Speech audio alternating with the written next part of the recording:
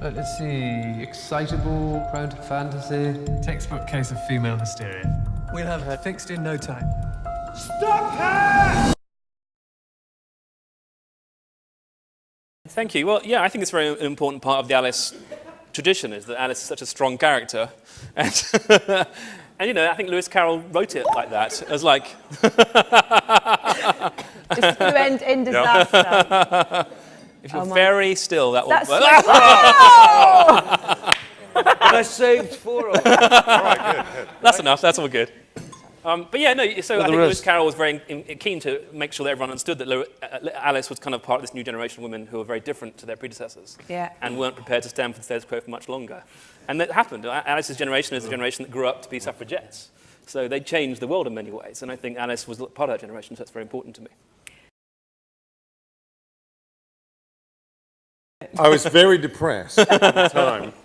This guy here was bullying me. There were sort of elastic bands thrown at me. He had his security team hound me. Wow. You know, pin me down. I think the term is wedgied by a large man from Zambia. Yeah, your pin down was... I was pinned down. It was a You're a different big thing. man. I was overwhelmed. It was... Well, so was the person pinning you. yeah. The grinding. But time is a character. He is kind Time of... is a He's character, complex, which is a great... He is complex. Was that the character I was doing? That was your character. All right, yeah. I thought I was doing Hatter. No, time is... What you want? I managed to... You know, I wanted to wear tights in the movie because I have a sort of lady's legs. And that's not a gender-specific comment. Yeah, exactly. So, thank you. And so it was very important for me to have a kind of tighted character. Okay. And also I sort of tried to create this character who was immature, incredibly narcissistic, and ill-suited for the most important job in the world. You know, so a bit like Donald Trump. So it was a dream come true. Perfect. Yeah, no, it was great to come back and explore this story of Alice and the Hatter. That's not what you told me. I actually did the movie on a dare. I did. Somebody wanted me to run a mile, and I said, no, I'm not going to do it. It turned into this thing. We fought. He knows karate. He came in, made a deal, and I did it. Yeah, certainly overpowered you. But it shows a very different side of the Hatter, beyond the multi-personality Hatter. It shows a Hatter that goes near to his lowest point. Yeah, it was great. It was I think doing the film again, everybody sort of knew a little bit more what to expect, and it was just it was really fun. I mean, and I think James pushed everybody in a kind of emotional way, and then also sort of brought his own humour to it, which was really great. And yeah, it was great. Well, we took a long time developing the script after the first movie had come out, and this notion of time, this theme of time, which, James and Sacha brought so much comedy to it, but there's also a lot of emotion to that idea in the film, the preciousness of time and how any of us on any given day don't necessarily spend our time doing the things that are the most important to us. And when you watch the film, you'll probably take a second thought about how you spend the time in your day. He wanted to do it. That's primary one thing. But also, he just had an enthusiasm, and I just, he just had a take on it that I just felt really, really, positive about. And it, for me, it was kind of a fluke, the first one anyway. So the idea that he had such a positive and clear idea about it, I just thought, well, yeah, it needs a different energy, and anything I can do to support that, again, because these are big things, and it needs somebody that has that energy and focus and idea about it to pull it off. Well, music was my first love, you know, at the age of 12, and I haven't stopped playing since. It's still my first love. But there was a certain point when I reached, I don't know, that area of your, what they call a career, where people start to know who you are from one particular field. And having had been a musician all my life, I knew that it was over. You know, that dream that I'd had since I was 12 was kind of just done. It was over with. And yeah, I was fine. I'd, you know, play on people's records, friends' albums and whatnot, and just keep a low profile. But then Alice, when we had Alice in Dark Shadows, and he asked me to jam with him at the 100 Club, which is a real honor, you know, and played a few songs, and then he asked me if I felt like writing some songs with him. So I don't know, I wrote about 5 or 6 songs, came to LA, and then suddenly it started, I thought I was writing songs for Alice Cooper, you know, and then suddenly it turned into this Hollywood Vampires thing. So yeah, I just get to play the guitar, stand in the dark, and it's a gas. So it's like movies become my day job now, you know? And then but doing this film again, coming back into the Hatter was a real treat, because, you know, you always feel, even though, you know, I mean, I'm not a big movie watcher, you know, myself. You always feel like there's something more you could do. You always feel like, God damn, I should have put that there, or what, you know. And with coming back, we had the opportunity to do that, and I think make a more interesting performance.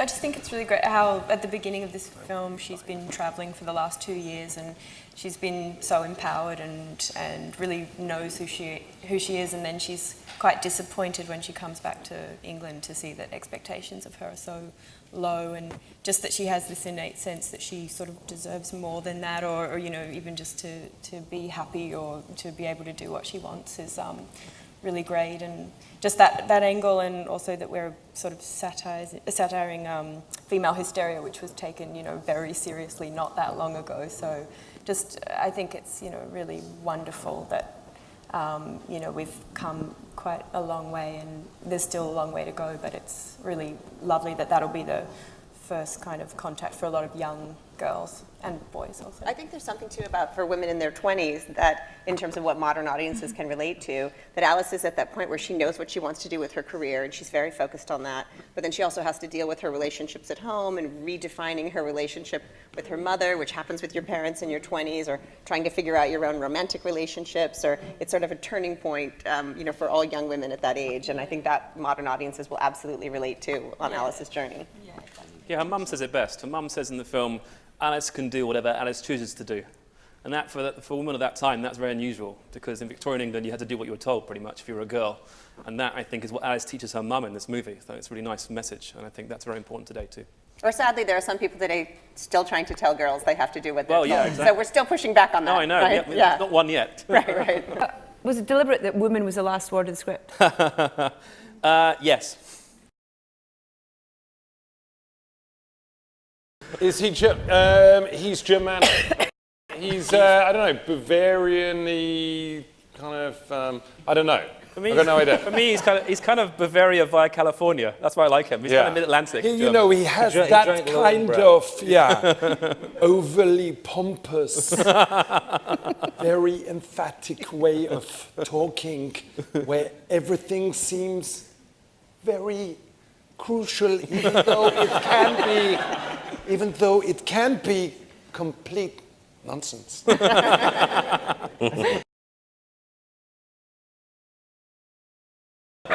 Well, Harvey Weinstein made him mad once.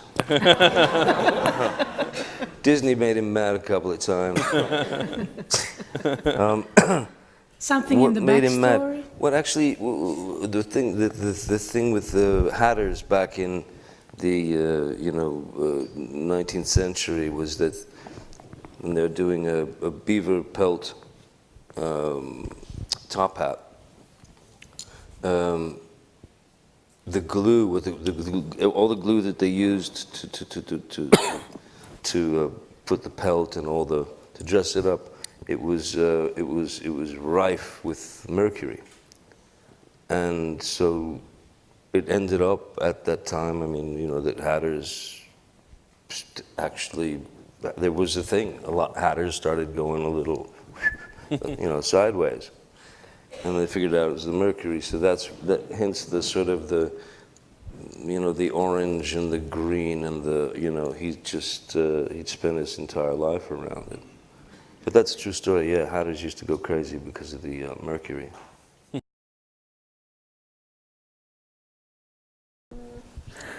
Probably all right, not traveling in time. It's not anything I really want to do again, I think. But yeah, I think it's, I like what the film says about time, which is that, it's very much about kind of accepting what's happened and that kind of freeing you to live a bit more comfortably in the present. And but yeah, if I did travel, I'd probably do something really boring, I would probably want to be 1 year old and have someone look after me and be in a pram or something. Well, I can do that. Maybe after this I'm free. Okay. All right, I'll do that. Thank you. You don't need to time travel. Thank you for that question. Ask Johnny. Three's hard. I don't know. Oscar Wilde. Yeah. He's got a good one. Charles Dickens. Yeah. Also very good. It's quite a highbrow. Yeah, I know, it's a very highbrow chat. You can't get someone slightly more low. And Charlie Chaplin. Nice. There you go. There you go. Mia, have you got three? I would choose Patti Smith and Mary Shelley and Amy Winehouse. Oh, very nice. good. Amy Winehouse. Yeah, I like that. Well, from my point of view, it was from the very outset. I remember going to see Tim in Vancouver to talk about making the movie, and he gave me a warning saying how hard it was. And did I listen? No, I'm still here today. But his amazing advice initially was don't shoot on green because it sends you completely crazy. So I didn't do that. I shot on blue. That was incredibly helpful. And then from that day onwards, he created such a beautiful world in the first movie. I felt very much we had to create this one within the parameters of that world. So, in terms of character design and location design, it was very helpful. And then, of course, script stuff. And then, actually, obviously, Tim lives in London. So he shot here in London too, which was very helpful. So he was around for that. So no, it was incredibly helpful for me because it's it's his world. So I was just very pleased to be able to draw on his experience of it. But really important as well for you to make it your world as well. Yeah, no, for sure, no, because obviously I felt that this film is set in a different time period and it's set in different geographical locations. There's a certain different feel I could bring to it to a degree, but I felt it had to stay within the same universe, in terms of course, the characters pre-existed, and I felt that Sacha's character had to very much fit in the kind of paint box of those people, and so that's why we went with a sort of I always think about silhouettes in character design. His silhouette is very striking, gigantic shoulder pads, and it's like for me it's like he designed it because he's a show-off, and so therefore he'd want to impress people. My character. So his character, not Sam. No, so it just felt like he very much fitted into that world, So that was quite good. Some of it, I mean, these guys like talking, you may have noticed, especially together. And there's a whole, if you ever delve into the depths of the DVD extras, you'll find moments of the two of them just making the noise at each other for about 5 minutes, which is... I think we did do one improv take during that lasted so long, and the studio was so hot. Yeah, it's because very it's blue screen, so it's just lights. Filled with lights. I think the camera melted. Yeah, basically the camera broke down. That's how long the improv take was. The camera broke down. They broke the camera. Which was probably about half an hour or something. Yeah, it was a long time. It was probably about 30 minutes of James just let Sacha and I... It's the hard R-rated version of Alice in Wonderland. Exactly. And so peripherally, as you're about kind of 15 minutes into this giant improv, and you don't see anywhere that it's going to stop, Peripherally, I just saw crew members walking off to lunch. Oh, it's a good sign. thinking, yeah, we'll probably have to end this. The lights going We off. didn't. Just everything. But we didn't. shut down. Yeah, it was too much fun. Yeah. Yeah. Yeah, Fine. see, that's the thing. What was really interesting about playing the Hatter this time, in the first film with Tim, the Mad Hatter, it's the Mad Hatter. So there's pretty much there's a good deal of license that you can take, and interesting places that you could travel, within the context of the character, the Mad Hatter. But when you're dealing with the Mad Hatter, who has gone noticeably farther down that road of insanity, it's like that thing, it's like if you are crazy, if you do have, some sort of mental, some sort of dilemma in the brain, if you're not aware of it, it's great, If you're aware that you're crazy, it'll eat you alive.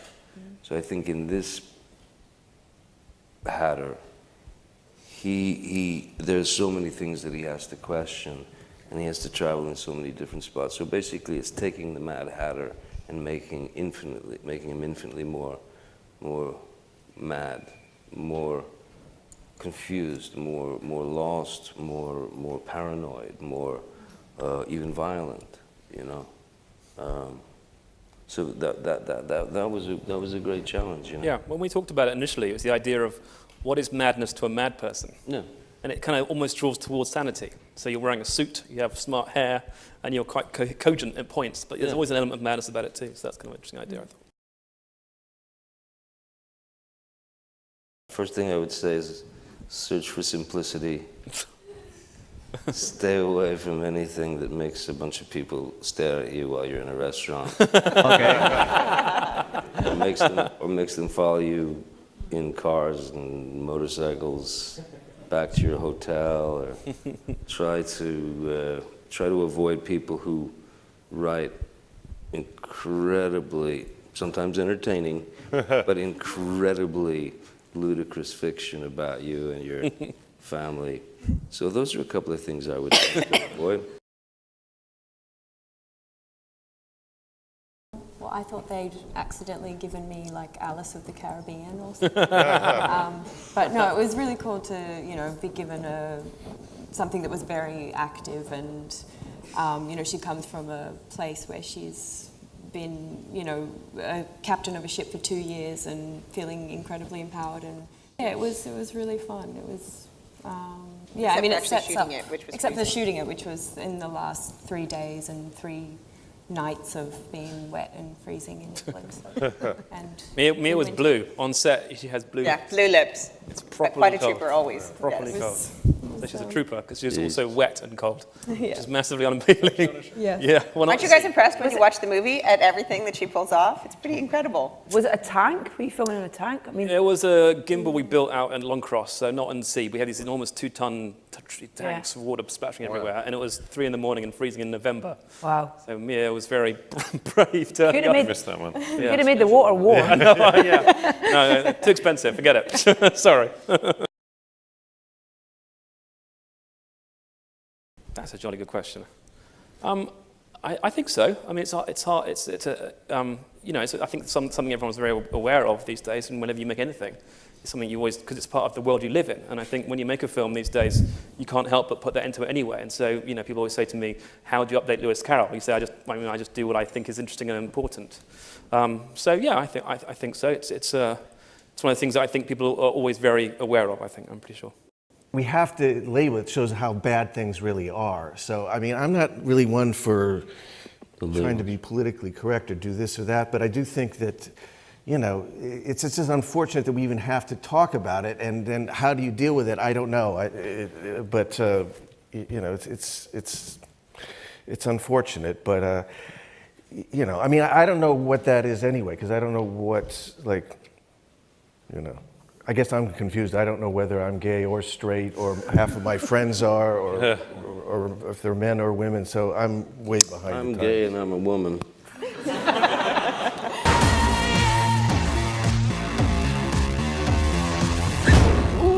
Oh no, not again!